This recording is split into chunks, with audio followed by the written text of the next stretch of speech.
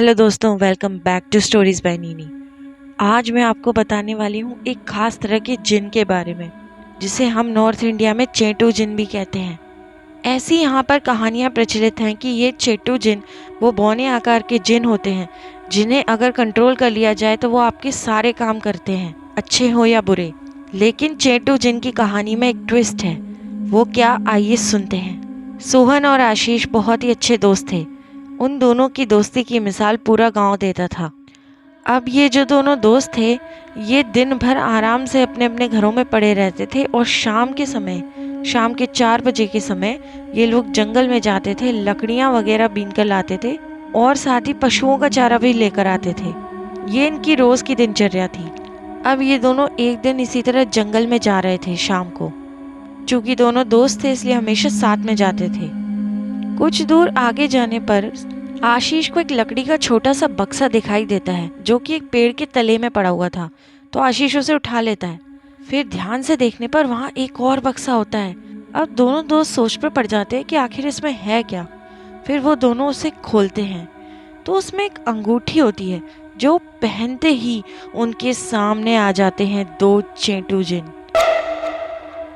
वो दोनों समझ जाते कि चेटू जिन है, क्योंकि वो इनके बारे में कई तरह की कहानियां पहले ही सुन चुके थे और दोनों को पता था कि ये उनकी हर ख्वाहिश को पूरा कर सकते हैं।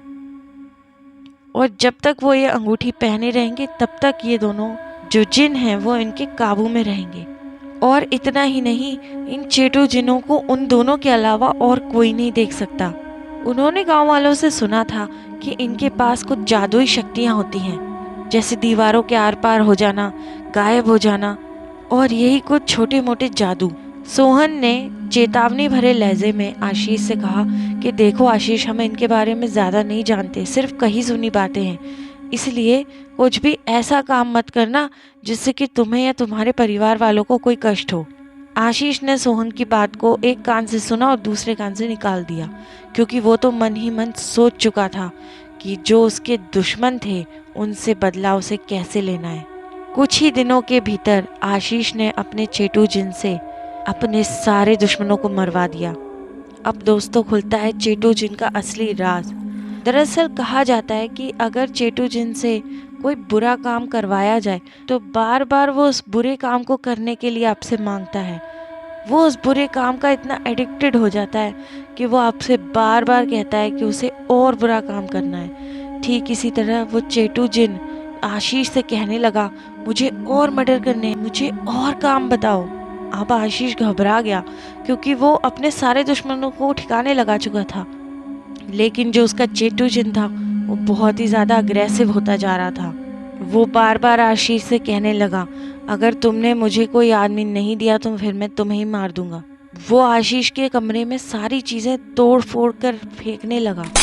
उसने आशीष पर कई बार हमला करने की कोशिश की और आखिरकार एक ऐसे ही हमले में उसने आशीष को 4थे माले से नीचे फेंक दिया। और अगर आप जानना चाहते हैं कि सोहन के चेटू जिन के साथ क्या हुआ, तो ये राज हम खोलेंगे अपनी कहानी के पार्ट 2 में, जो कि कल रात को 10 बजे आएगा। तो उसे सुनना बिल्कुल भी ना भूलें और इस चैनल को सब्सक्राइब ज़रूर करें। Thank you for listening.